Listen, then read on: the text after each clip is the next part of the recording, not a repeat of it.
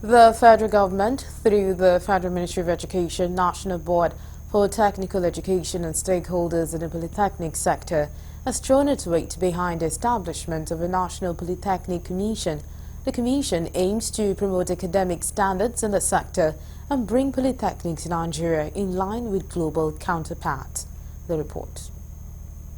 At a public hearing on the bill to establish the National Polytechnic Commission, the Federal Vocational and Entrepreneurship Institute in Okota, Oshodi, Lagos State, and the Federal Vocational and Skills Acquisition College in Yankaba, Kano State, stakeholders commended the House for initiating the bill, stating that it is long overdue.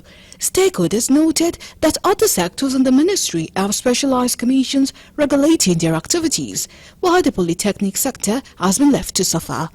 For them, the establishment of the National Polytechnic Commission will ensure proper regulation of polytechnics, periodic review of curricula, and address the lack of a scheme of service for polytechnics.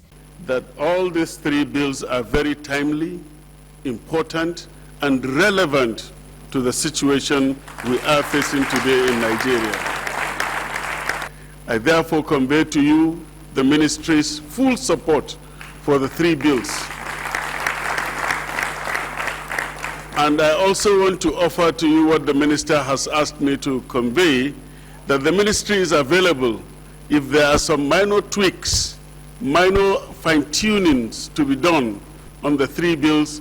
The ministry is ready to provide the technical support. If Nigeria had positioned its skills agenda 20, 30 years ago, nobody will be demonstrating on the streets, as we have seen in the last few days. People would have been properly upskilled. There are a lot of opportunities locally and globally for skills, but Nigerian youth are there roaming about, crossing the Sahara with a lot of danger, dying in the Mediterranean Sea. We said effective policy formulation on standardization and quality assurance in the polytechnic sector. The Commission will bring about that. 2, concentration on promotion on technical and skill-based education as it affects the polytechnics only. Like also the Commission to look into this, not only experience in polytechnic, but also a polytechnic management system. So somebody that has already have an experience in managing the polytechnics, that would definitely go a long way in providing qualitative result that is envisaged. Also, there is need to include in the governing board of this commission, if established, the representative Ministry of Science and Technology. The establishment of the Federal Vocational and Skills Acquisition College in Yankaba is a visionary move that will bring benefits to our community and the nation at large. Mr. Chairman, please allow me to highlight some of the key advantages. I'll be very brief, in which it includes empowerment through education and skills, economic growth and development. We all know that government cannot do it alone. Speaker of the House, Honorable Abbas Tajuddin, represented by Honorable Jesse Okejo, emphasized that the Commission will serve as a regulatory body upholding standards across polytechnics nationwide. Chairman of the House Committee on Federal Polytechnics and Higher Technical Education, Honorable Fahoud Kayode Laguna, stated that the public hearing aimed to facilitate the passage of the bill into law. Vocational Training Institute will bridge the high rate of unemployment pervading the realms at this time. By establishing this school in a place like Oshodi that has steaming and bubbling youths, at this time, will help calm social restiveness. It will bridge also the skills gap between knowledge and entrepreneurship.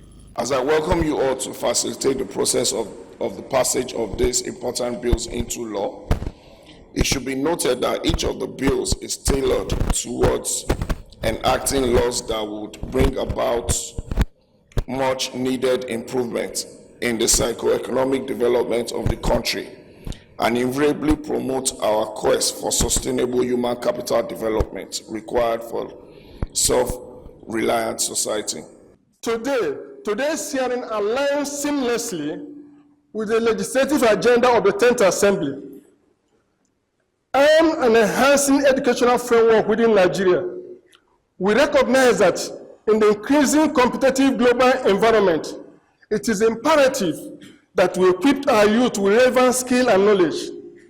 The proposed agency and institution will serve as a beacon of excellence, providing qualitative education that meet international standards while also tailoring to meet our local needs. They highlighted that each bill is tailored to enact laws promoting socio-economic development and sustainable human capital development.